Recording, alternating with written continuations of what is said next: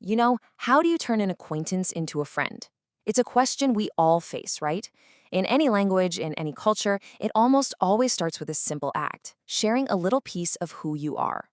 And one of the best ways to do that is to talk about what you enjoy. It's a fundamental building block of connection, and that's exactly what we're going to master today in Mandarin Chinese. So, welcome. Today, we're going to do a really deep dive into two of the most essential phrases you could ever learn. I like and I don't like. But I want you to think of these as more than just vocabulary. These are the tools you're going to use to share your personality, to voice your opinions, and, most importantly, to build those relationships. Okay, let's get right into it. To really, truly know a phrase, you can't just memorize it. You've got to take it apart, piece by piece. You've got to deconstruct it. We're going to look at the history and the logic that's baked right into the characters themselves. So we'll start with the anatomy of I like. Here it is. This is our core phrase. 我喜欢,我喜欢. This is your go-to for saying you like a hobby, a type of food, a movie, pretty much anything. Now, let's break it down character by character and see what's really going on inside. First up, we have 我, W-O, 我. Simple enough, it means I or me. But what's absolutely crucial here is the tone. It's a third tone. A very common mistake for learners is to say it flat. A third tone has a very specific shape. It dips down and then it comes back up.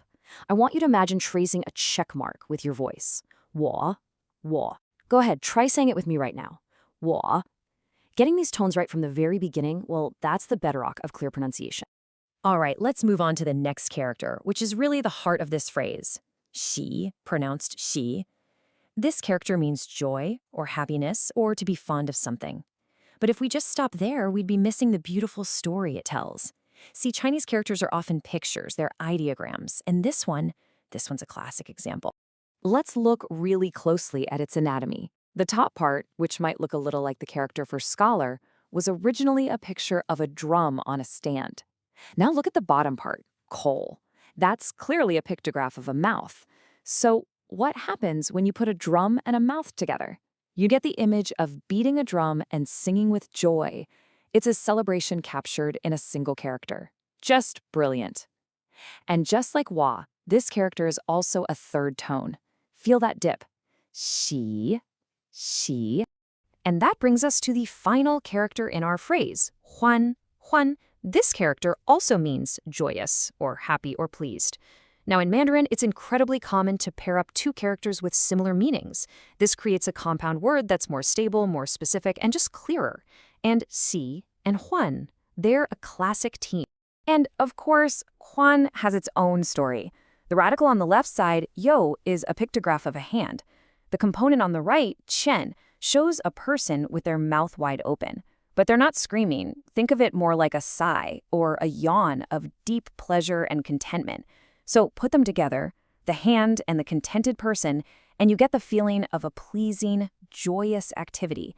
Now, the tone here is so important. It's a first tone. That means it's high and flat. Huan, no dipping, no falling. So listen to the combination. You get a dipping third tone, xi, followed by a high, flat first tone, huan. Xi, huan. That's the melody that creates the word to like. So, we've got the positive statement down. But, life isn't all just about agreeing on things. Knowing how to say what you don't like is just as important. So let's shift gears and look at the art of disagreement and how we introduce negation into this structure. This little character right here is bu. This is your number one negator in Mandarin. It's simple, it's powerful, and you are going to use it all the time. Its default tone is the fourth tone, a sharp, decisive fall. Think of a quick, sharp command, bu. It's strong. But its simplicity is a little deceiving because this character comes with a critical must-know rule. Okay, I need everyone to pay very close attention to this next point because it is fundamentally important.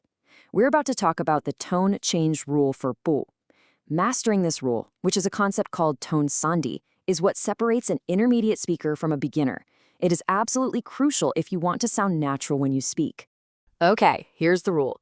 When bu, which is normally a fourth tone, comes right before another fourth tone syllable, it actually changes its own tone. It becomes a second tone, a rising tone. Let's look at the example. The word for is, shi, is a fourth tone.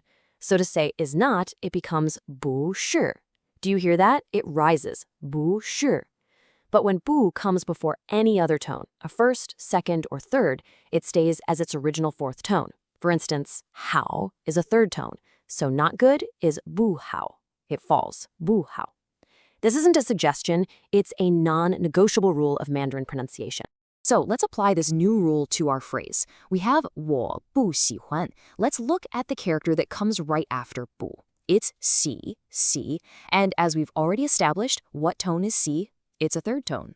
So according to our rule, does the tone of 不 change? No, it doesn't. It stays as a fourth tone. So the correct pronunciation is 我不喜欢. Listen to that rhythm. 我 dip, 不 fall, 喜 dip, 欢 flat. 我不喜欢. All right, we have thoroughly deconstructed the theory. Now let's put it into practice. Language really only comes alive when we use it, so let's see how these phrases actually work in a simple conversation. Okay, listen as I read this quick exchange, first at a natural speed. 你喜欢运动吗？我喜欢跑步，我不喜欢运动. Okay, now let's slow it way down. The question, 你喜欢运动吗? Notice that the question particle ma at the end has a neutral tone, it just sort of tags along. The positive answer, 我喜欢跑步，我喜欢跑步. And finally, the negative response, 我不喜欢运动，我不喜欢运动. This is that fundamental back and forth of sharing what you like. As you're practicing this on your own, please be mindful of these common pitfalls. These are the things I hear from students all the time. First, flattening those third tones. Instead of the correct 我喜欢 with the dips, I'll hear 我喜欢. Second, letting the tone of huan drift down. They'll say 喜欢 with a falling tone, instead of the correct high, flat 喜欢. And finally, that tone sandy rule for 不. Some students overapply it and will incorrectly say 我不喜欢. Remember, it only changes before a fourth tone. If you can avoid these three mistakes, your clarity will improve dramatically. All right, class, this next part is crucial. Knowing the grammar and getting the pronunciation right, that's only half the journey. To really achieve fluency, we have to understand the cultural context where these words live and breathe. So let's take a look at the cultural compass that guides how we use them.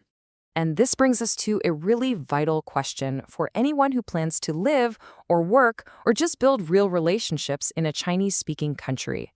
When is saying I don't like it just too direct? And the answer is probably a lot more often than you might think.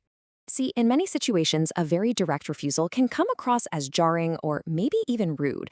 The guiding principle is often about preserving group harmony, and this ties into the incredibly important cultural concept of saving face or 面子, 面子. Now, for those of you planning to study abroad or work in China, understanding 面子 is non-negotiable. It's about a person's dignity, their reputation, their social standing. And causing someone to lose face by being too blunt can really damage a relationship. So instead of a sharp 我不喜欢, it's often much more skillful to use a softening phrase, like 不太喜欢, which means I don't like it that much. And an even better strategy, offer an alternative. If someone offers you coffee, saying I don't like coffee can feel a little abrupt, but saying, oh, thank you, I would actually prefer some tea if you have it, is so much more gracious. Let me give you a very concrete scenario. Imagine you're a guest at someone's home for dinner. Your host proudly offers you a dish they made. If you respond with 我不喜欢, that might be heard as not just a statement of your taste, but as a criticism of their cooking, of their hospitality. It puts the host in a position where they could lose face. In that moment, a much more tactful, a more culturally fluent response would be something like, oh, thank you, I'm already quite full, or even just trying a very small bite. This kind of nuance is absolutely essential. And this really brings us to the central theme of our entire discussion today. We're not just learning words in a vacuum, we're learning the cultural values they carry. Mastering the phrase 我不喜欢 isn't about memorizing 4 syllables. It's about understanding when to use it, when to soften it, and when to choose a completely different path to express yourself. Language is the key, yes, but cultural understanding is the door that it unlocks. So I'll leave you with this final thought to take with you. You now have the linguistic tools and, just as importantly, the cultural insight to share your preferences with real skill and nuance. The theory part is done. Now the practice begins. So how will you take these phrases with all of their power and their subtlety and use them to build your next connection?